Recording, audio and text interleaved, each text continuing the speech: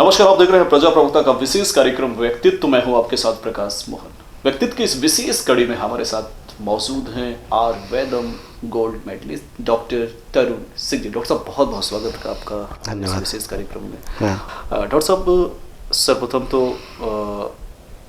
आयुर्वेद के बारे में आज हम बात करेंगे, व्यक्तित्व के बारे में बात करेंगे, संघर्ष के बारे में बात करेंगे, लेकिन आपकी नज़र में आयुर्वेद है क्या? देखिए, मूलतः जो है, जैसे आयुर्वेद को आजकल हमारे यहाँ सामाजिक दृष्टिकोण में एक सिर्फ चिकित्सा व्यवस्था माना जाता है, जबकि अगर आयुर्वेद के मूल अर्थ में जाया जाए, अगर इसके शब्द का अर्थ समझा जाए, आयुर्वेद है ना, आयुर्वेद मतलब आयु को जानना, लाइफ साइंस। तो आयुर्वेद में दर्शन है, आयुर्वेद में योग है, आयुर्वेद में जीने की कला है, किस हिसाब से रहना चाहिए, किस हिसाब से खाना खाना चाहिए, दिनचर्या का पालन कैसा करें, ऋतुचर्या का पालन कैसा करें, समाज में कैसे रहें, ये सारी चीज़ें आयुर्वेद में कवर होती हैं। और अगर आयुर्वेद का मतलब समझा जाए तो आयुर्वेद के जो लिखने वाले हैं, जिन्होंने आयुर्वेद को जाना, उन्होंने कहा आयुर्वेद है, आयुर्वेद है। मतलब जो आयुर्वेद का ज्ञान है, जो आयु का ज्ञान है, वही आयुर्वेद है। बिल्कुल। हाँ जी डॉक्टर साहब, एक और इसी से एक सवाल जुड़ा हुआ है कि स्वास्थ्य क्या है? स्वास्थ्य क्या है? देखिए, स्वास्थ्य के लिए अगर कई आजकल मापदंड बनाए गए स्वास्थ्य को समझने के लिए, मॉडर्न मेडिकल साइंस में भी, क्योंकि ये हेल्थ का के लिए पूछा जाए, स्वास्थ्य को अगर कहते हैं तो हेल्थ भी कहते हैं, तो स्वास्थ्य की परिभाषा भी कई बार दी गई। और हमारे यहाँ जैसे WHO है, उसके भी हम कई बार उसकी डिफिनीशंस लेते हैं, जो समय समय पे बदलती भी आई है। तो उसमें देखते हैं कि social, mental, physical and spiritual wellbeing, 4 चीज़ों को लिया गया है। Social, mental, physical and spiritual wellbeing, है ना। और किसी भी प्रकार के किसी भी बीमारी के लक्षण ना हो, उसको स्वास्थ्य कहते हैं, वो स्वस्थ है। इसी तरह आयुर्वेद में कहा गया है कि किसी भी तरह की आपको बीमारी ना हो, आपकी इंद्रियां प्रसन्न हो और आप हर तरह से सुखी हों। आध्यात्मिक रूप से भी आप सुख का अनुभव अगर करते हैं, मानसिक और शारीरिक तो है ही है, और आध्यात्मिक रूप से भी अगर आप सुख का अनुभव करते हैं, वही स्वास्थ्य है। हर प्रकार के मौसम को आप सहन कर सकते हो, भूख को भी आप बर्दाश्त कर सकते हो। तो ये सारी चीज़ें जो होती हैं वो स्वास्थ्य के मापदंड में कवर होती है। बिल्कुल। डॉक्टर साहब, चूँकि किसी भी कार्यक्रम में एक परिचय होता है, एक भूमिका होती है, लेकिन हम इसलिए क्योंकि जिस पर आप जी रहे हैं उसी से अगर हम इस इंटरव्यू की शुरुआत करते तो बेहतर होता। और बिल्कुल, सर्वप्रथम तो अपने बारे में हम चाहेंगे हमारे दर्शकों को बताएं कि शुरुआत कहाँ से हुई, पढ़ाई लिखाई, पठन पाठन, प्राथमिक से लेकर जिस स्थिति पे है, जिस लेवल पर जाके आप संघर्ष किए और आज इस मुकाम पे हैं, तो वो एक प्रारंभिक शुरुआत कैसे हुई और कैसे कैसी चीज़ें बनती गई और यहाँ आप पहुँच गए? देखिए, सबसे पहले तो मैं ये बताऊं कि कभी शहडोल के लोग मुझे जानते हैं क्योंकि मैं यहीं जन्मा हूं, और जन्म के बाद जो मेरा जन्म है वो 1989 में हुआ। और शुरू में मैंने जितनी भी शुरुआती शिक्षाएं हैं वो जैसे बाकी बच्चे पढ़ते हैं, मैंने इसी शहर में जो शासकीय स्कूलें हैं उसमें मैंने पढ़ाई की अपनी, और वहाँ मैंने 12th तक की पढ़ाई अभी अपनी की। 12th की पढ़ाई करने के बाद मुझे शहडोल में रहने का सौभाग्य नहीं मिला, या ये कहें कि मुझे बाहर जाना पड़ा, और 1995 में मेरा शहडोल से बाहर जाना हुआ।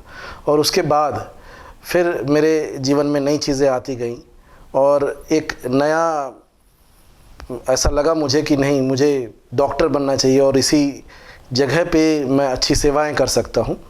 और पहले बहुत आयुर्वेद से मेरा लगाव भी नहीं था, लेकिन कुछ ऐसी चीज़ें जीवन में आई कि जब मालूम पड़ा कि चिकित्सा और चिकित्सा विधा के लिए सबसे उपयुक्त विषय यही है, और इसी को साध करके हम मानव कल्याण सबसे अच्छे या बेहतर तरह से कर सकते हैं। और यहाँ पर भी ऐसा होना चाहिए कि कोई एक ऐसा इंसान हो कि जो मूलतः इस विषय को ले और इस विषय को जिए, इस विधा को जिए और इस पे काम करे। बिल्कुल। डॉक्टर साहब, अमूमन जब डॉक्टर की बात करते हैं तो कई पद्धतियां होती, कई विधाएं होती हैं, उस क्षेत्र में जाना, MBBS करना, ये करना, वो करना, बहुत सारी चीज़ें। लेकिन आयुर्वेद के प्रति क्या कोई प्रेरणा के स्रोत रहे आपके? और दूसरा सवाल इसी से जुड़ा हुआ है कि इतनी पढ़ाई लिखाई करने के बाद सबकी इच्छा होती है कि बड़े बड़े शहरों में जाए या विदेश में जाए, वहाँ पर प्रैक्टिस करे, नाम कमाए। शहर वापिस होने के प्रति जो आपकी एक सोच थी, उसका एक बड़ा कारण क्या था? देखिए क्या है कि मेरी माता जी जो हैं उनका यही कहना है कि बेटा बाहर पढ़ने जाते हैं सब लोग, पढ़ के कोई भी अपने शहर में वापस नहीं आता, तो सबसे अच्छी बात यह है कि आप अपने शहर पे रहें। मेरी जो आगे की पढ़ाई हुई, जब मैंने आयुर्वेद किया तो मेरा जो सिलेक्शन हुआ मेरिट लिस्ट में था मैं, और मुझे हमारे शहर के जो हमारे प्रदेश के सबसे अच्छे जो मेडिकल कॉलेज हैं, गवर्नमेंट कॉलेजेस भोपाल का, वहाँ मैंने पंडित खुशीलाल से अपना ग्रेजुएशन किया। ग्रेजुएशन में मैं लगातार टॉपर था, तो भाई टॉपर को गोल्ड मेडल भी मिलता है, तो वो सब सारी चीज़ों से मुझे सम्मानित किया गया। उसके बाद मैंने हाउस ऑफ फिजिशियनशिप में भी था मैं, और मेरी जॉब लगी, है ना। जॉब लगने के बाद बहुत अच्छा था, सब सारी चीज़ें थी। फिर मुझे ये लगा कि और अच्छे से सेवाएं हो सकती हैं, तो फिर मैंने पतंजलि भी ज्वाइन किया। ज्वाइन करने के बाद मुझे बाहर से भी ऑफ़र आए, न्यू मैक्सिको में जो आयुर्वेद की यूनिवर्सिटी है वहाँ से भी मुझे लगातार कई बार, अभी भी बीच में ऑफ़र आते हैं, और अच्छे बड़े बड़े शहरों से ऑफ़र आते थे। और मैंने जब ग्रेजुएशन मेरा कंप्लीट हुआ, और उसी समय हमने अपना पंचकर्म चिकित्सालय और औषधालय भोपाल में खोल लिया था। तो वहीं माता जी का कहना था कि देखो बड़े शहर में तो हर कोई अच्छा कर सकता है, तो काश आप अपने शहर में अच्छा क्यों नहीं करते। तो मैंने कहा कि देखो मम्मी, क्या है कि हमारा जो शहर है वो काफ़ी छोटा सा है, शेड्यूल है, यहाँ लोग आयुर्वेद को जानते नहीं हैं, और जो भी लोग अगर चिकित्सा चाहते भी हैं तो वो आयुर्वेद की नहीं चाहते हैं, एलोपैथ की चाहते हैं। तो एलोपैथ के अगर डॉक्टर वहाँ अच्छा काम करेंगे, तो बोले बेटा एलोपैथ तो ठीक है, अगर आप आयुर्वेद जानते हो और लगता है कि आप आयुर्वेद से लोगों को अच्छा कर सकते हो, तो आपको नहीं लगता कि आप, हर कोई कह रहा है एक नई चीज़ आप करना चाहिए। तो कई बार मन में पशुपेश चला कि नहीं ये सही है, और कई बार एक जमता हुआ कैरियर था वहाँ पास, वो सब सारी चीज़ें लगी कि नहीं यहाँ करना चाहिए। और जितने भी हमारे मित्र हुआ करते थे वो कहा करते थे कि नहीं तुम अगर शेड्यूल जाओगे तो फिर क्या होने वाला है तुम्हारे पास और भी अच्छी भविष्य है। तो और जब मैं यहाँ शेड्यूल आता था और अब यहाँ अपने परिवार के लोगों से मिलता था और भी लोगों से मिलता था, तो उन्होंने हमेशा से यही कहा कि नहीं देखिए शहडोल में आयुर्वेद का कोई भविष्य नहीं है। तो ये कहना चाहिए मेरे लिए बहुत बड़ा टास्क था। फिर मैंने अपने मन की सुनी और मुझे लगा कि नहीं, अगर अभी जो निर्णय करना है तो करना है। मैं उसी समय योग, अध्यात्म और ध्यान से भी जुड़ा हुआ था, तो मैंने सुबह उठ के ऐसे ही मेडिटेशन किया और मैंने सोचा कि लास्ट में मुझे जो निर्णय मिलेगा कि मुझे शेड्यूल में रहना तो मैं शेड्यूल रुक जाऊंगा, भोपाल में रुकना है तो भोपाल रुक जाऊंगा या आगे जाऊंगा। फिर मुझे ऐसे ही भगवत प्रेरणा या ऐसा कहना चाहिए कि ऊपर से ईश्वरीय प्रेरणा मिली कि नहीं बेटा आप यहीं रहो और यहाँ पर सेवा करो, तो मैंने यहीं चुना और यहाँ सेवाएं शुरू की। हालांकि डायरेक्ट मैं नहीं आ पाया सेवा के लिए, मैंने धीरे धीरे करके स्टेप अपनाए और पहले मैं भोपाल आया, भोपाल से फिर मतलब मध्य प्रदेश आना था, फिर मध्य प्रदेश से फिर शेड्यूल पहुंच पाया। डॉक्टर साहब, आपकी खुशी का राज क्या है? क्योंकि आपसे लोग काफ़ी प्रभावित होते हैं, आप हमेशा मुस्कुराते रहते हैं और एक बड़ी खूबसूरत आवाज़ रहती है, लोगों को बड़ी प्रेरणा मिलती है, क्या इसके पीछे? सबसे पहले धन्यवाद कि आपने ये चीज़ बोली। हाँ, खुशी, देखिए खुशी एक हमारी, मैं ये समझता हूँ कि आदमी पैसे रुपए से सब कुछ खरीद सकता है, सुख साधन भोग विलास की चीज़ें, सब सारी चीज़ें पैसों से आ सकती है। खुशी जो होती है ये हमारी मूलतः अपनी स्वयं की जागीर होती है। इसके लिए लोग कई बार होता है कि खुशी को तलाश करने के लिए बाहर जाते हैं, घूमने जाते हैं, वो भी एक अच्छे साधन है, कुछ समय के लिए मनोरंजन के अच्छे साधन होते हैं। लेकिन अगर अध्यात्म, दर्शन और इन सब से जुड़ें, आप डेली मेडिटेशन करें, ध्यान करें, योग करें, तो आपको मालूम पड़ेगा कि नहीं, जो हम हैं इस शरीर के, जो भाई ये हमारा शरीर है और इस शरीर को हम अपने हिसाब से चलाते हैं, हमारे मन पे हमारा अधिकार है। अब आप देखिए, जब आज के परिदृश्य में WHO जो सबसे बड़ी वर्ल्ड हेल्थ ऑर्गेनाइजेशन है, वो तक कहती है कि अगर स्वास्थ्य है आदमी तो स्पिरिचुअल वेलबींग, मतलब आध्यात्मिक रूप से भी आप स्वस्थ हो। तो आध्यात्मिक क्या मतलब? स्वयं को जानना, बिल्कुल है ना। डॉक्टर साहब, अमूमन धर्म और आध्यात्म को लेकर एक अनसुलझा सा कहीं ना कहीं लोगों के अंदर एक विचार होता है कि धर्म को आध्यात्म माना जाए या आध्यात्म को धर्म माना जाए, दोनों एक दूसरे की जननी कौन है, ये बड़ा एक कश्मकश होता है। आपको क्या लगता है, धर्म और आध्यात्म दोनों को अगर इसको डिफाइन किया जाए तो कैसे किया जा सकता है? देखिए, बहुत एक पतली सी लाइन है ना, धर्म और अध्यात्म के बीच में, और इसको बहुत अगर सूक्ष्मता से समझेंगे तो बहुत अच्छे से जान सकते हैं। जैसे धर्म के लिए कहा गया है, जो वैदिक शास्त्र कहते हैं धार्यते इति धर्म है, जो हमने धारण किया है वही धर्म है। और अध्यात्म के बारे में क्या क्या अगर समझते हैं, अध्ययन आत्म का, स्वयं का अध्ययन। बिल्कुल। तो स्वयं का अध्ययन, तो बेहतर चीज़ जो होती है वो अध्यात्म होती है। हम पूरे विश्व में भारत आध्यात्मिक गुरु के नाम से जाना जाता है। आध्यात्मिक गुरु, तो जब आध्यात्मिक गुरु हैं हम, तो आध्यात्मिक है क्या? हमारे जैसे जो महादेव हैं, भोलेनाथ है, शंकर जी, अगर हम कहते हैं कि देखिए वो देवों के देव है, महादेव है, त्रिनेत्र खोलते हैं, कुछ भी कर सकते हैं, तो उनको ध्यान करने की क्या आवश्यकता है? तो वो एक मैसेज होता है लोगों के लिए कि देखिए अगर वो महादेव हो के ध्यान कर रहे हैं और अपना ही भाई अध्ययन, क्या अध्ययन का मतलब होता है स्टडी आवर सेल्फ, है ना, प्रैक्टिसिंग आवर सेल्फ। जैसे एक लॉयर होता है, वो लॉ की प्रैक्टिस करता है, डॉक्टर होता है, मेडिसिन की प्रैक्टिस करता है। तो हम अपना ही अध्ययन करें तो हम कौन? तो अगर हम देखते हैं तो हम एक ऐसी सत्ता है जो इस शरीर को चला रहे हैं।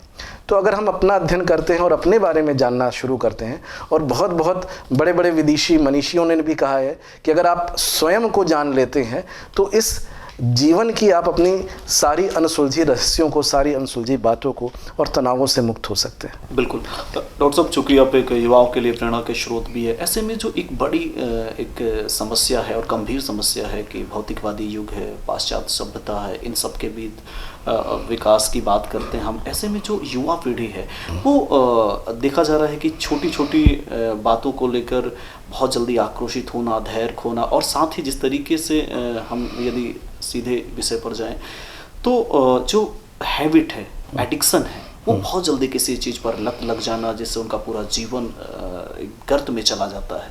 इसका एक सबसे बड़ा कारण क्या मानते हैं, और यदि निदान की ओर जाएं तो इस पर कैसे जाया जा सकता है?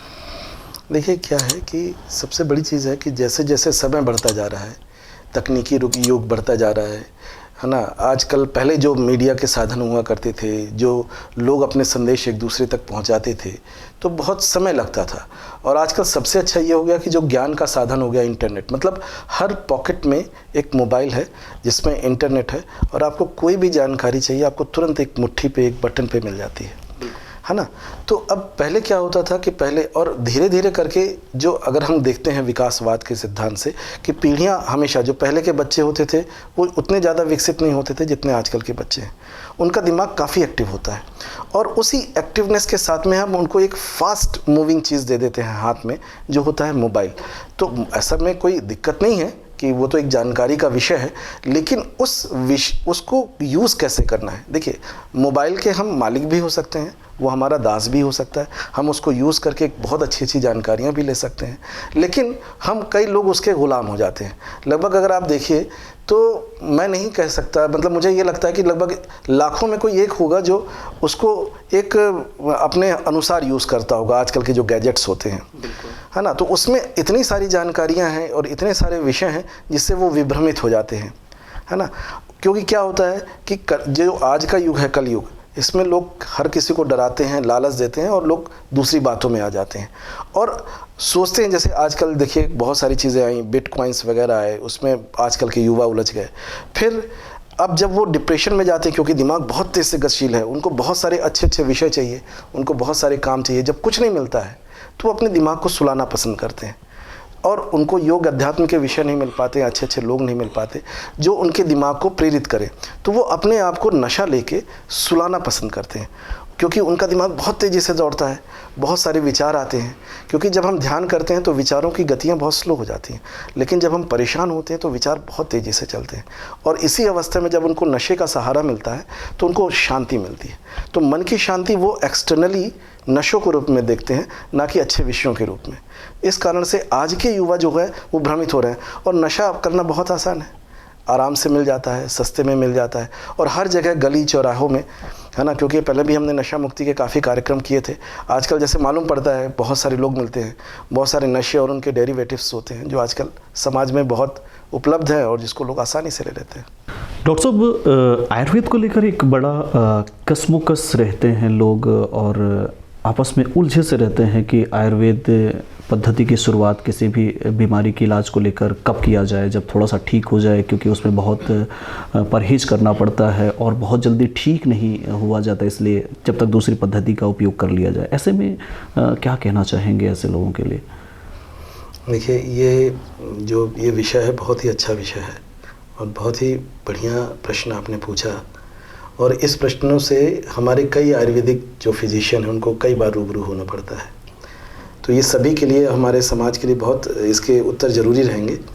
तो मैं इसका ध्यान से आंसर करता हूँ। सबसे पहले आयुर्वेद को लेकर भ्रांतियाँ बहुत हैं। सबसे पहले जैसे कोई ये कहता है, हमारे पास अधिकतर लोग आते हैं कि साहब पहले बीमारी हुई, पेट में दर्द हुआ या बहुत ज़्यादा बुखार थी तो मुझे एलोपैथ में जाना पड़ा, अब ठीक लग रहा है तो अब ये सोच रहे हैं कि जड़ से ठीक हो जाए और हम आयुर्वेद से इसको ठीक कर लें। ज़्यादातर ये देखने को मिलता है। जबकि जैसे बहुत सारे प्रश्न होते हैं, जैसे कई लोग बोलते हैं कि हमारे रात में पेट में बहुत तेज़ी से दर्द हुआ, फिर ये दवा लेनी पड़ी, अन्य पैथियों का सहारा लेना पड़ा। तो मैं उनको यही कहना चाहता हूँ कि मैं इसलिए ऐसा नहीं कर रहा हूँ क्योंकि मैं एक आयुर्वेदिक चिकित्सक हूँ, वैद्य हूँ। मैं इसलिए चाह रहा हूँ कि आप जानकारी रखें। आयुर्वेद में जैसे बहुत सारे विषय हैं, मतलब बहुत सारी बीमारियां हैं, उनका बहुत जल्दी उनके बीमारियों के लक्षण में आराम आता है। जैसे बुखार हो गया, बुखार मैंने कई बार देखा है कि जब कई जगह ठीक नहीं हो रहे होते हैं तो कई फिजिशियंस, कई अलग अलग पैथियों के डॉक्टर्स लिख के भेजते हैं कि फला जगह चले जाओ, वहाँ डॉक्टर साहब मिलेंगे, वो आपको ज़बान में दवाई टपका देंगे या काढ़ा दे देंगे और आपका बुखार उतर जाएगा। पता चला 105, 106 डिग्री का फीवर भी 5 से 10 मिनट में उतर जाता है। बिल्कुल ऐसे ही तड़पता हुआ जो पेट का दर्द होता है किसी इंसान का, किसी भी कारण से हो रहा हो, चाहे वो, अगर वो लाक्षणिक चिकित्सा में भी चाहते हैं कि अगर तुरंत सद्य उनको आराम मिले तो उसमें भी आयुर्वेद का सहारा ले सकते हैं। आजकल आयुर्वेद में, पहले तो हम लोग को बना के देनी पड़ती थी ऐसी मेडिसिन कि हम लोग मुंह में देते थे और लगभग आप लोग को आश्चर्य होगा 2 से 5 मिनट के अंदर एक तड़पता हुआ पेट दर्द का पेशेंट उठ के बैठ जाता था। और आजकल ऐसी मेडिसिन बाज़ार में भी आने लग गई हैं, बनी बनाई, जो लोग ज़बान के नीचे रखते हैं, 2 मिनट में घुल जाती है और पेट दर्द ठीक हो जाता है।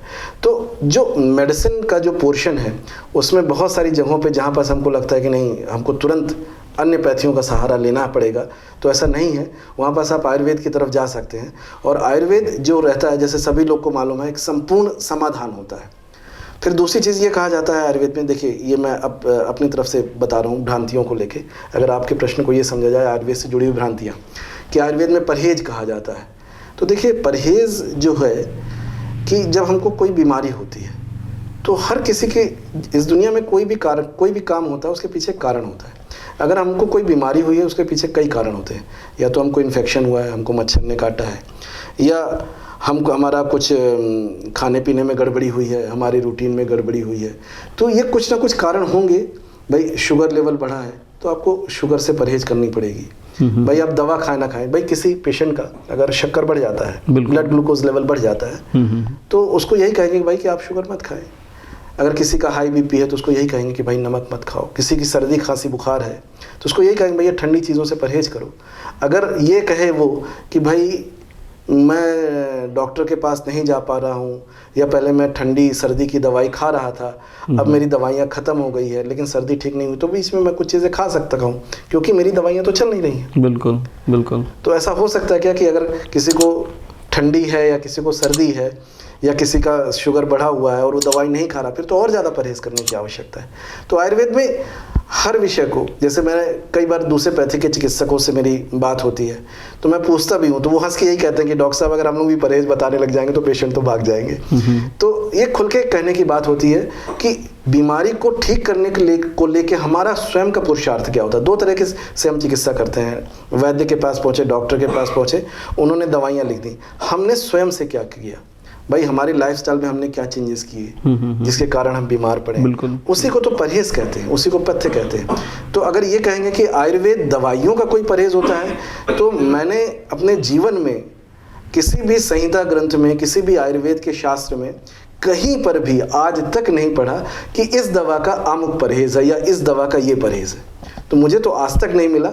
तो और मैं कई बार, मुझे कोई कहता भी है तो मैं पूछता हूँ अपने उत्सुकतावश कि भाई हम बताओ कर किसी दवा का कोई परहेज हो। तो ये भी एक भ्रांति ही मैं मानता हूँ अभी तक। बिल्कुल बिल्कुल। डॉक्टर साहब, लेकिन इसमें 2 चीज़ें निकल के आई कि पहला तो ये कि जैसे जब भी कोई गंभीर मुद्दा होता है या जब कोई राष्ट्रीय समस्या आती है या अंतर्राष्ट्रीय समस्या आती है तो हम सारे लोग बैठ के दलगत राजनीति से उठकर वहाँ पे हम समस्याओं के समाधान पर एक मंथन करते हैं। बिल्कुल।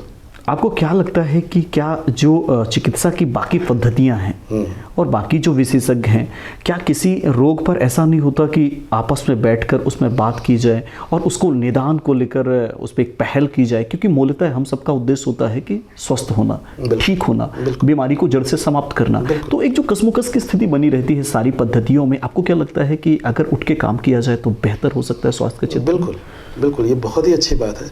देखिए, मैं आपको 2 उदाहरण देना चाहूँगा। रशिया में क्या होता है, रूस में, कि वहाँ जो डॉक्टर्स की पेमेंट होती है वो कैसे डिसाइड की जाती है।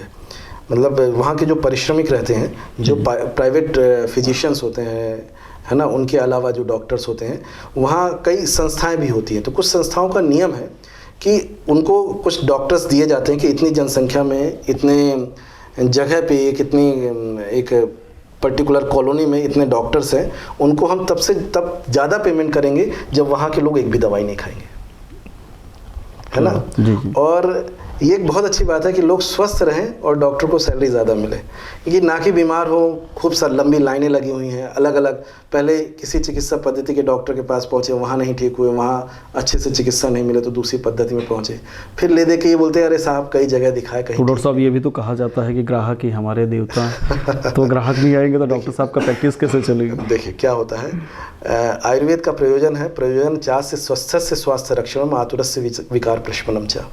जब लोग स्वस्थ रहेंगे, देखिए आज कितनी अच्छी बात है, हम स्पोर्ट्स के लिए आगे बढ़ रहे हैं, हमारी सरकारें, हमारे लोग, पहले लोग बोलते थे ना कि पढ़ोगे लिखोगे तो बनोगे नवाब, खेलोगे कूदोगे तो बनोगे खराब, या जो भी है, ऐसा कहा जाता था। तो अगर हम स्वस्थ रहते हैं तो हमारी बहुत सारी चीज़ें जो रहती हैं, भाई एक डॉक्टर स्वास्थ्य के लिए सलाह भी तो दे सकता है ना। बिल्कुल। तो अगर वो स्वस्थ रहता है, और सबसे अच्छी बात, दूसरा उदाहरण मैं देना चाहूँगा अपने ही देश में। हमारे यहाँ कई 2-3 स्टेट्स हैं इसमें आगे पहल कर चुके हैं, हालांकि इस पे सरकारों ने काफ़ी पहल की, लेकिन कई जो पद्धतियाँ होती हैं जो चिकित्सा को लेके पहले मंत्रालय से बातें आती हैं, फिर स्टेट गवर्नमेंट उसको इम्प्लीमेंट करते हैं। जैसे महाराष्ट्र में है, महाराष्ट्र में अगर आप कई बार देखें तो वहाँ सारे अलग अलग पैथी के डॉक्टर्स जो रहते हैं वो बैठ के एक साथ एक ही पेशेंट का इलाज करते हैं। ऐसा कई बार होता है कि भाई जैसे कोई पेशेंट आया, अब उसको एसाइटिस का पेशेंट है, उसके पेट में पानी भर गया है, लीवर में सूजन है और कई भी दिक्कतें हैं, तो अगर उसके पेट का पानी तुरंत निकालना है और वो उसको आयुर्वेदिक दवाइयाँ सूट कर रही हैं, तो वहाँ पास ऐसा होता है कि आप आयुर्वेदिक दवाइयाँ वो पेशेंट खाता है, और बाकायदा जो फिजिशियंस होते हैं, आयुर्वेदिक फिजिशियन, वो रिफ़र्ड करते हैं कि आप जाके टैपिंग करवा लीजिए, पेट का पानी निकलवा लीजिए। और सबसे अच्छा ये रिस्पॉन्स होता है, किसी भी पैथी का डॉक्टर दूसरे पैथी के डॉक्टर की बुराई नहीं करता, वो एक दूसरे की सहायता करते हैं, और उनका मुख्य उद्देश्य होता है कि हम अपने रोगी को ज़्यादा से ज़्यादा ठीक करें। जब ऐसा होता है तो रोगी उस चीज़ का प्रचार भी करता है। भाई अगर ये बताइए, आपने कहा ना कि ग्राहक ज़्यादा आएंगे, अगर ग्राहक स्वस्थ नहीं होता, हमारा ग्राहक अगर स्वस्थ नहीं होता, अगर मैं पेशेंट को ग्राहक बोलूँ तो जाके बाहर क्या करूँ, बोले साहब इलाज कराए कुछ फ़ायदा होता नहीं, फिर तो और भी कोई नहीं आने वाला। बिल्कुल, है ना। तो अगर स्वस्थ रखेंगे तो ज़्यादा से ज़्यादा बिल्कुल। डॉक्टर साहब, वर्तमान परिवेश में जिस तरीके से बीमारियों की होड़ लगी हुई है, चाहे वो खान पान की वजह से हो, चाहे वो आहार विहार की वजह से हो, उसका सबसे बड़ा आप कारण क्या मानते हैं? क्योंकि कैंसर को ले लें, बीपी को ले लें और शुगर ले लें, ये ऐसी बीमारियां हैं जो अच्छे लेवल पर बढ़ रही हैं और युवा पीढ़ी को हो रही हैं। इसका सबसे बड़ा कारण क्या मानते हैं? सही बात है। आजकल देखिए छोटे छोटे बच्चों को शुगर बीपी हो जाता है, छोटे बच्चों को 8 साल के 10 साल के बच्चों का हार्ट फेल हो रहा है ना। तो ये सारी जो चीज़ें हैं, ये इसका जो मुख्य कारण है, जो हमारा जो सामाजिक परिवेश है वो है प्रदूषण है, और जो वैचारिक प्रदूषण है वो भी है। और हम जिस हिसाब से अपने जो हमारे मूलभूत विषय थे, जो हमारे अध्यात्म, योग, दर्शन, इन सब से जो दूर हो रहे हैं, ये मूल विषय हैं, और जो हम भौतिकवाद की तरफ बढ़ रहे हैं वो इसके मूल कारण हैं। देखिए अगर आज की डेट पे अगर हम चर्चा करते हैं कि हमारी जो हम बाहर जाते हैं तो पोल्यूशन लेवल को देखिए, हमारा जो देश है वो बहुत ज़्यादा पोल्यूटेंट है, वहाँ कई जगहों पे बड़े बड़े शहरों में पोल्यूशन रहता है। फिर अगर आगे और बढ़ते हैं कि हमारा खाना पीने का पानी कैसा है, हमारा खाना कैसा, हमारी सब्जियाँ कैसी हैं, तो वो अगर आप देखा जाए तो सारी चीज़ें जो हैं वो दवाओं से निर्मित है। हम खुद से भी मेहनत करना, स्वावलंबन जो है हमारा ख़त्म होता जा रहा है, हम परिश्रम नहीं कर रहे हैं, हम सब चीज़ चाह रहे हैं कि बस बैठे बैठा हो जाए कुर्सी पे और ख़ुद से कुछ ना करना पड़े। तो ये जो सारी चीज़ें हैं, ये बहुत बड़ी चीज़ें हैं कि हम बीमार होते जा रहे हैं। बिल्कुल। डॉक्टर साहब, आपने एक पहल भी की थी कि गांव में जाकर जो असाध बीमारियों से पीड़ित लोग हैं उनसे मिलना, उनके निःशुल्क उपचार करना और लोगों को समझना, वो कैसा पहल था, और अगर उस पहल को आगे बढ़ाया जाए तो उससे और क्या लाभ हो सकता है? देखिए, बहुत अच्छे अच्छे लाभ हो सकते हैं। मैं अभी जैसे मैंने देखा कि बहुत सारे, पहले भी मैं जैसे गवर्नमेंट साइट में, मैंने गवर्नमेंट कॉलेज से पास आउट था, वहाँ मैंने अपनी जॉब भी की है। तो वहाँ पर मैं देखता था कि गवर्नमेंट की स्कीम्स बहुत अच्छी आती हैं लेकिन उनके इम्प्लीमेंट अच्छे नहीं हो पाते, उसके कई कारण होते हैं। तो फिर मैंने जब देखा कि अगर मैं एज अ प्राइवेट चिकित्सक, मुझे कई हमारे आयुर्वेद भाई मिलते हैं, तो जब मिलते हैं तो और ख़ास तौर पे अगर वो गांव के हैं, दूर दराज के हैं, या गांव वाला कोई आता है कई बार पेशेंट, तो वो बोलता है कि डॉक्टर साहब आप सुई लगा दो या कोई दवा दे दो तो मैं ठीक हो जाऊं। तो उसके पीछे मैंने उन गांव वालों का मर्म समझा। वो ये चाह रहे थे कि उनको ज़्यादा बीमारियां नहीं थी, वो कमज़ोरी थी, और एक प्रकार की शारीरिक कमज़ोरी और थोड़ी सी जानकारी की कमी, जो उनके आसपास की जो औषधियाँ जो वो नहीं करते थे। और जब मैं अपने आयुर्वेदिक या अन्य पैथी के डॉक्टर से मिला करता था, जो बोलते थे भाई, जो दूसरे और अच्छे पैथी के डॉक्टर से बोले हम गांव नहीं जाना चाहते क्योंकि वो उन्हीं के पैथी के, क्योंकि वो दवाई नहीं लेना चाहते, वो इंजेक्शन सुई लगवाना चाहते हैं। आयुर्वेद वाले बोलते थे कि नहीं साहब, वहाँ तो इंजेक्शन सुई ही लगता है और बॉटल लगा दो, हम आयुर्वेदिक दवाई नहीं। तो कुल मिला के ना आयुर्वेद वाला अपनी चिकित्सा करवा रहा है, ना एलोपैथ वाले भी बेचारे भाई अपनी चिकित्सा करवा पा रहे हैं जो डॉक्टर्स हैं।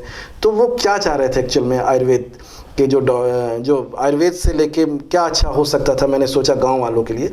तो मैंने सोचा कि अगर इनकी चिकित्सा ऐसे की जाए, इनको तुरंत आराम हो और उनके लिए बहुत ही सहज हो, तो मैंने उनके आसपास के जितने भी वनस्पतियां हैं, औषधीय वनस्पतियां, जिनसे उनको तुरंत लाभ आ सकता था, जिनसे उनको तुरंत उनकी बुखार उतर सकती थी, उनकी कमज़ोरियां दूर हो सकती थी। कमज़ोरी भी एक प्रकार की बहुत बड़ी बीमारी है, ख़ासतौर पे इस समय के दौर पे, जबकि पोस्ट कोविड सिम्टम्स दूर हुए हैं। आप देखते होंगे कि आसपास के, ख़ासतौर पे 50 के ऊपर के बहुत सारे लोग जिनको कोविड हुआ नहीं हुआ, तो बहुत सारी बीमारियों से, उसके बाद बहुत सारे वायरस चले, है ना, उसके बाद उनको एक परमानेंट वीकनेस आ गई। तो अगर वो इस तरह की चिकित्साएं करते हैं जो आसपास उनके सहज रूप से उपलब्ध होती है, उनको सिर्फ परिचित करा दिया जाए, बता दिया जाए, और जब मैंने देखा उनको फ़ायदा आता है तो वो खुद तो करते ही करते हैं, दूसरे को भी प्रमोट करते हैं, सलाह देते हैं। अगर उनको नहीं समझ में आता तो फिर आके हमसे पूछते हैं। तो हमने ये देखा कि आयुर्वेद को लेकर उनकी जागरूकता बढ़ गई। अब वो आके हमसे और पूछते हैं, अगर कुछ बड़ी बीमारियाँ होती है कि साहब ये तो हम कर ले रहे हैं अपने घर में, और गांव के लिए, और गांव के वैद्य हम लोग से बोलना शुरू कर दिए कि देखिए कितनी अच्छी बात है। बिल्कुल। तो बस यही है कि लोगों तक सही जानकारी पहुंचे, सब अपने स्वास्थ्य के लिए लेके सब लोग सजग हो जाते हैं। बिल्कुल। गांव में यदि हम बात करें डॉक्टर साहब, तो वहाँ के जो पुराने वैद्य होते हैं, हालांकि पढ़े लिखे तो नहीं होते, लेकिन अनुभव का संकलन होता है, वनस्पतियों का संग्रह होता है, वो बड़ी से बड़ी बीमारियां ठीक कर सकते हैं। और कोविड में हमने देखा है जिस तरीके से आयुर्वेद ने अपना एक पुनः आयाम स्थापित किया। डॉक्टर साहब, आयुर्वेद में जो त्रिदोष माने जाते हैं उनका बड़ा महत्व होता है। अभी का जो एक दौर चल रहा है उसमें वात, पित्त और कफ, इन तीनों का समन्वय, समावेश और सामंजस्य कैसे स्थापित किया जा सकता है? देखिए, वात, पित्त, कफ जो दोष होते हैं, तो इस समय तो तीनों दोष जो हैं वो प्रकोप अवस्था में है। अगर वात को देखा जाए तो अगर इसको दो तरह से ले जाते हैं, एक शरीर भाव, एक मन का भाव, है ना, क्योंकि मानसिक भी बीमारियां होती हैं, शारीरिक भी बीमारियां होती हैं। तो मानसिक बीमारियों को अगर हम देखते हैं, देखिए जैसे मन का विषय होता है, कभी भी हम देखते हैं कि अगर मन के बारे में अगर जानना चाहें तो मन एक ऐसा विषय है, बोलते हैं ना साइकेट्रिस्ट हैं, मानस रोग विशेषज्ञ हैं या मानसिक रोग विशेषज्ञ हैं, तो फिजिकली आदमी का दिमाग दिखता है लेकिन मन नहीं दिखता। तो मानस विज्ञान या साइकोलॉजी का ऐसा शास्त्र है जिसमें मन तो है ही नहीं लेकिन हम उसका अध्ययन करते हैं, है ना। तो यहाँ पर भी उसकी भी त्रिदोषों से चिकित्सा होती है, और इसी तरह शरीर का भी होता है। तो वात, पित्त, कफ अगर देखते हैं तो वात का मतलब होता है वायु आकाश, पित्त का मतलब होता है अग्नि, और कफ का मतलब होता है जल पृथ्वी।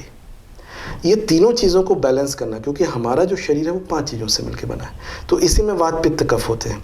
और इसी तरह से अगर हम मानस व्याधियों में जाते हैं तो वात जो होता है वो होता है, और जो पित्त, वात जो होता है वो रजोगुण से होता है, और कफ जो होता है तम गुण से होता है, और पित्त जो होता है वो सतोगुण से होता है। तो अगर मानस व्याधियों में जाते हैं तो इस तरह से ये दोष देखे जाते हैं। आजकल के युवाओं में देखें, आजकल के परिवेश में देखें तो तीनों दोष का प्रकोप होकर रखा है। जैसे हम जब बहुत सारी चीज़ों में कोई भी चीज़ों का यूज़ करते हैं, देखिए, जैसे अब एक लॉकडाउन हुआ, लॉकडाउन में एक मजबूरी थी कि बच्चों को हम ऑनलाइन एजुकेशन करवा रहे थे। वो ऑनलाइन एजुकेशन के बाद ऑफलाइन एजुकेशन तो हुआ, बहुत जगह शुरू हुआ, लेकिन आजकल आवश्यकता भी है ऑनलाइन एजुकेशन की। तो ऑनलाइन एजुकेशन में जब हम लगातार कोई भी स्क्रीन देखते हैं तो हम कोशिश ये करें कि ज़्यादातर उसको फेस ना करें, आधे पौन घंटे से ज़्यादा स्क्रीन को देखना ना पड़े। उसके लिए कुछ और भी तरीके अपनाएं, छोटे छोटे सस्ते प्रोजेक्टर्स लेके बच्चों को पढ़ाएं जिससे डायरेक्ट रिफ्लेक्शन ना हो। तो वहाँ पास जो आँख से संबंधित और मन से संबंधित, हमारे पास कई ऐसे पेशेंट्स आते हैं जो इन गैजेट्स को यूज़ करने के कारण बीमारी पड़ रहे हैं। ADHD के पेशेंट आते हैं, OCD, इस तरह के मानस व्याधियों के भी पेशेंट्स आते हैं, छोटे छोटे बच्चे आते हैं आजकल, तो उनको भी ये सब सारी चीज़ें ज़्यादा मिल रही हैं। अगर हम शारीरिक दोष में वात पित्त कफ में जाते हैं तो जैसे जो हमारे बहुत सारी व्याधियाँ होती हैं जिसको हम कहते हैं लाइफस्टाइल डिसीजेस, BP, शुगर, ये जितनी भी व्याधियाँ होती हैं ये वात और पित्त दोष से होती हैं, है ना। जो अभी कोविड के समय पे ज्वर आया वो कफज पित्तज आगंतुक ज्वर था, है ना। तो अगर हम इसको समझ सकते और उसी अवधारणा के साथ इसका ट्रीटमेंट करते, जो घरों में हमने काढ़ा पिया, कई लोग ने बताया कि सर काढ़ा तो हम पी रहे हैं, हमको गर्मी लग रही है, तो वो पित्त प्रकृति के लोग थे, उनके लिए उनके साथ में 1-2 अनुपान हमने बताए, तो वहाँ से वो चिकित्सा होना शुरू हो गई, तो उनके पित्त दोष भी बैलेंस हो गए। हाँ, इसके साथ अगर हम सोचते हैं कि मानस व्याधियों में हम घर बैठे क्या कर सकते हैं, शारीरिक व्याधियों में हम घर बैठे क्या कर सकते हैं, योग करें, प्राणायाम करें, ध्यान करें, बिल्कुल, है ना। ये सारी लोगों से मिले, लोगों से बात करें। बगल में कोई बैठे हुए उनसे तो बात नहीं कर रहे हैं लेकिन मोबाइल को देख रहे हैं। तो जो सामाजिक दूरियां हैं, है ना, जैसे बोलते थे कि उसमें लिखा है कि मेंटेन सोशल डिस्टेंस, है ना, तो फिजिकल डिस्टेंस बनाए, सोशल डिस्टेंस तो बनाना ज़रूरी नहीं है। बिल्कुल बिल्कुल। डॉक्टर साहब, एक बड़ा सवाल है कि जो बीमारियां पहले से हमारे पूर्वजों की देन है या पहले से जो बीमारियां हैं वो बीमारियां तो हैं, कुछ आधुनिक बीमारियां भी अभी आ गई हैं, वो भी हैं, लेकिन आने वाले समय में आपको क्या लगता है कि और कैसी कैसी बीमारियां हैं जो आने वाली हैं और जिनको अनुसंधान करना, समझना, डायग्नोज करना ये बड़ा सवाल है। तो ऐसे में आपको क्या लगता है कि भविष्य में और किस तरीके की बीमारियों की संभावना है, जो हमारा लाइफस्टाइल है, जो खान पान है, जो आहार विहार है, ऐसे में और क्या संभावनाएं जताई जा सकती हैं? देखिए, अभी क्या है कि सबसे ज़्यादा है ऑटो इम्यून डिसऑर्डर्स बहुत सारे बढ़ रहे हैं, ऐसे डिसऑर्डर्स, है ना। जैसे आजकल देखे जाते हैं कि गेहूं से लोगों को एलर्जी हो जा रही है, अन्न से एलर्जी हो जा रही है, बच्चे अन्न नहीं खा पा रहे हैं, ग्लूटेन एलर्जी वगैरह हो जा रही है ना। बहुत सारे मेटाबॉलिक डिसऑर्डर्स हो रहे हैं। मेटाबॉलिक डिसऑर्डर्स में अगर देखते हैं तो तरह तरह के मेटाबॉलिक डिसऑर्डर्स और उनके कॉम्प्लिकेशंस नज़र आ रहे हैं। छोटे छोटे बच्चों को मोटापा हो रहा है, छोटे छोटे बच्चों को अतिशय दुबले हो रहे हैं या अतिशय मोटे हो रहे हैं, अतिस्थौल्य की बीमारी है, मानसिक रूप से दौर्बल्य हैं, तो इस तरह की। और ये आजकल देखा जाए कि उन्माद की जो बीमारियां हैं वो भी बहुत बढ़ के आ रही हैं। बिल्कुल, हाँ। डॉक्टर साहब, उन्माद को थोड़ा सा समझाएं। उन्माद अगर देखा जाए तो अगर चालू भाषा में देखते हैं, लेमैन लैंग्वेज में देखते हैं, तो एक प्रकार का कहते हैं पागलपन, है ना। तो पागलपन देखा जाए तो उन्मादित हो जाना, जैसे बच्चे बहुत जल्दी आजकल चिड़चिड़े हो जाते हैं, है ना, उनका उसमें कोई दोष नहीं होता, क्योंकि आजकल की जो पीढ़ी है, हमेशा से जो बच्चे होते हैं बहुत ही एक छोटा सा पौधा है, उसको हम जिस तरह से पोषण करेंगे, जिस तरह का पानी देंगे, जिस तरह का आहार देंगे, तो वो सिर्फ ये नहीं रहता कि हमने उनको खिलाया पिलाया क्या, अगर वो डेली देख रहे हैं कि उनको हम खाना खिला रहे हैं, है ना। अब बच्चा शैतानी कर रहा है, कई बार हम देखते हैं क्लिनिक में माँ बाप दिखाने आए हैं, बच्चे को कुछ नहीं तो मोबाइल पकड़ा दिया, बोले साहब अगर वो मोबाइल नहीं पकड़ाएंगे तो वो शोर करेगा। तो हमने उसको एक साधन दे दिया है कि भाई हम अपना किस तरह से बचाव करें, और उसमें जब वो खो जाता है तो पता चला बच्चे को अगर आप मोबाइल ले लेते हो और बच्चे से बोलते भाई बच्चा रोटी खा ले, तो बच्चा रोटी नहीं खाता है। बिल्कुल बिल्कुल। अब आप जैसे बोलते ना कि जैसा रहे अन्न वैसा रहे मन। हम दिखा तो कुछ रहे हैं, बच्चा देख कुछ रहा है, और उसी भाव के साथ हम उससे पूछते हैं, पता चला नमक भी कम है, पता चला ऐसे कोई एक इंसिडेंस मेरे सामने आया था। हम अभी ऐसे ही अपने एक डॉक्टर दंपति फैमिली फ्रेंड के पास गए थे, और उनकी वाइफ ने गलती से उस दिन सब्ज़ी में नमक वगैरह डालना भूल गई थी, बच्चे को उन्होंने पूरा खाना खिला दिया। इवन बात करते करते हम किस भाव में थे, वो सारे टीवी देखते हुए, मैच देखते हुए सारे खाने खा गए। बाद में जब हम लोग की बारी आई, उन लोगों ने खाना, बोले इसमें तो नमक ही नहीं, बोले हमको तो पता ही नहीं चला। तो हम खा क्या रहे हैं, खाते समय हम अगर खाने को देखें, उसके रंग रूप को देखें, उसका स्वाद लें, तो जब हम इस तरह से खाना लेते हैं तो इसके पीछे भी बहुत सारे पहले जो हमारे यहाँ आयुर्वेद में कॉन्सेप्ट देखते हैं कि आपको किस तरह से खाना खाना है, उसमें उसकी सौंदर्यता देखनी, उसकी खुशबू देखनी, उसका जायका लेना है। जब आप उस भाव से उसको लेते हैं तो वो बहुत ज़्यादा असर, वो औषधि के रूप में फ़ायदा करता है। आजकल तो हम बस मल्टीटास्किंग का ज़माना जो है उसको सही रूप से पालना नहीं कर पा रहे हैं। पहले के लोग मल्टीटास्किंग हुआ करते थे, जो एक समय में, आजकल क्या होता है ना, बोलते एक समय में हम बहुत सारे काम करना चाहते हैं, इसी कारण बीमारियां भी होती हैं। डॉक्टर साहब, लेकिन जब हम शिक्षा प्राप्ति की बात करते हैं, क्योंकि वो हमारा भविष्य बनाता है, हमारा व्यक्तित्व का निर्माण करता है, आने वाले समय में रोजगार देता है, लेकिन शिक्षा के साथ स्वास्थ्य पहले ज़रूरी है। आपको क्या लगता है कि जो वर्तमान शिक्षा पद्धति, उसमें स्वास्थ्य को कैसे जोड़ा जा सकता है, जिससे वो जागरूकता आए, ताकि हम कहीं ना कहीं एक स्वस्थ मन ही स्वस्थ शिक्षा को ग्रहण कर सकता है?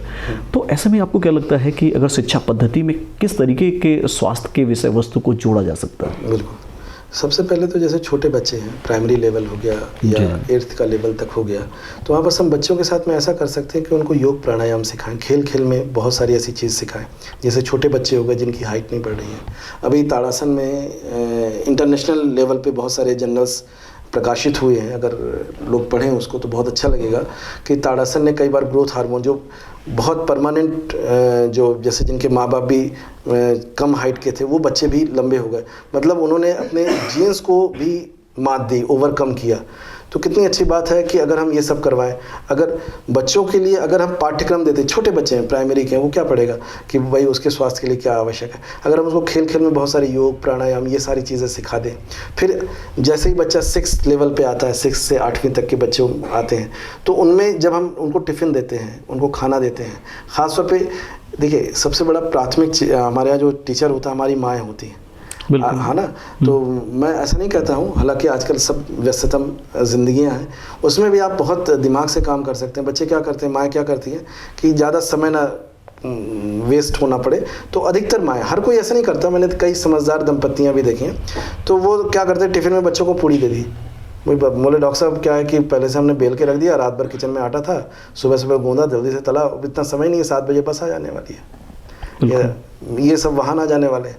तो हमने उनको शुरू से ही सॉस दे दिया और नूडल्स कभी पैक कर दिए, कभी कुछ कर दिए, 2-5 मिनट में उबला हमने पकड़ा दिया। बिल्कुल। तो ये जो शिक्षा होती है कि हमने कुछ ऐसी चीज़ें बना के रखें, है ना, बढ़िया अच्छे चीज़ें उनको सजा के दें, सब्जियां दें, तरह तरह से सलाद को सजाएं और ये सब बच्चों को दें और ये सब खिलाएं। और ख़ास तौर पे अगर उसमें जो हमारे टीचर्स हैं वो भी पेरेंट्स का हो, जैसे एक मैंने यहाँ अभी देखा, मुझे बहुत अच्छा लगा, उस स्कूल का नाम भी मैं लेना चाहूँगा, क्योंकि अगर कोई अच्छा काम करे तो उसका नाम तो लेना ही चाहिए। बिल्कुल, है ना। तो वहाँ मैं गया था, तो वहाँ के टीचर्स जो थे वो बच्चों का टिफ़िन चेक करते थे। तो मुझे लगा कि ये टिफ़िन क्यों चेक किया जाता है, तो वहाँ मुझे मैडम ने बताया कि हम देखते हैं कि किस तरह के, और वो हालांकि कोशिश करते हैं कि पेरेंट्स के साथ फीडबैक दे के एक अच्छा काम किया जा सके। बिल्कुल। तो उन्होंने मुझे बताया, तो मुझे बहुत ही अच्छा लगा। यहाँ पास में ही महर्षि स्कूल है, वहाँ बहुत अच्छे से काम करते हैं उन लोग, तो ये मुझे बहुत बढ़िया लगा। और ऐसे ही यहाँ मुझे एक शहरी स्कूल है यहाँ पास, मैं गया था लगभग 3 वर्ष पहले, अर्बन बेसिक, वहाँ के एक टीचर थे, उन्होंने भी बताया कि वो बच्चों को बहुत सारी चीज़ें खेल खेल में सिखा रहे थे। बिल्कुल। तो मैंने देखा कि ये टीचर्स कितने अच्छे हैं।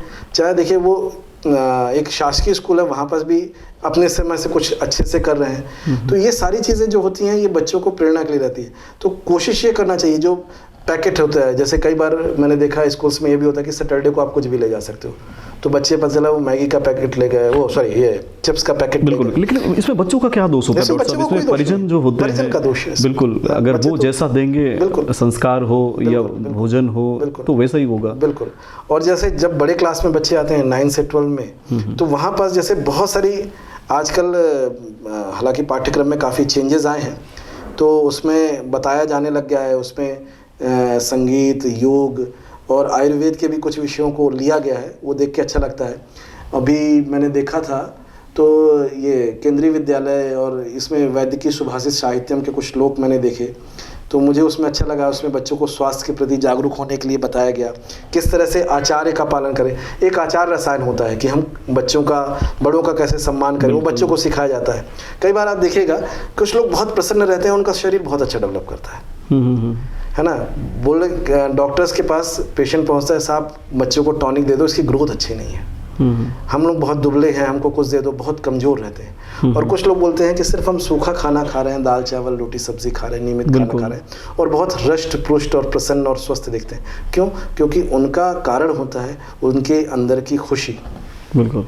वो प्रसन्न रहते हैं, अपना स्वावलंबन करते हैं, अपना पुरुषार्थ करते हैं। तो अगर इसके लिए भी प्रेरित किया जाए बच्चों को, ऐसा किया जाए जैसे हम लोग जब पढ़ते थे बच्चों को, आपको भी याद होगा उस समय तो प्राइवेट स्कूल ज़्यादातर हुआ नहीं करती थी, गांव में बच्चे रहते थे, वो अपनी कक्षा की स्वयं सफाई करते थे। आजकल तो बहुत प्रेशर होता है टीचर्स पे भी, अगर टीचर्स ने कुछ किया नहीं तो वहाँ पेरेंट्स खड़े हो जाते हैं, और कई बार टीचर को की भी दिक्कतें होती हैं, गलतियाँ होती हैं, जो पता नहीं हम लोग को कभी कभी टीवी में देखने को सुनने को मिल जाता है।